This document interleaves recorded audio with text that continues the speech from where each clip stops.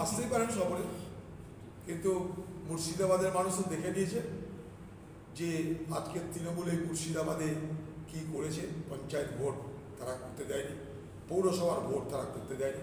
মমতা নিজে আদৌ শান্তিপূর্ণ নির্বাচনে বিশ্বাস করেন কিনা সেটা মুর্শিদাবাদের মানুষকে বললে ভালো হয়, কারণ তার দলের লোকরা এখনই তাকে আস্ফলন করছে যে আমরা বুথ লুট করব, আমাদের পিছনে পুলিশ আছে।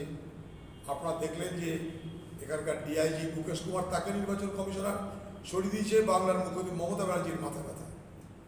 আর সেই মুকেশ কুমারের ডেপুট করার লোক আছে এখনও এই মুর্শিদাবাদের বিভিন্ন প্রান্তে, যারা বিভিন্ন থানায় এই মুকেশ কুমারের নেতৃত্বে যারা ট্রাস্টেড পার্সন, যারা বিশ্বস্ত লোক মুকেশ কুমারের, তারা কিন্তু এখনও বিভিন্ন থানায় বসে আছে।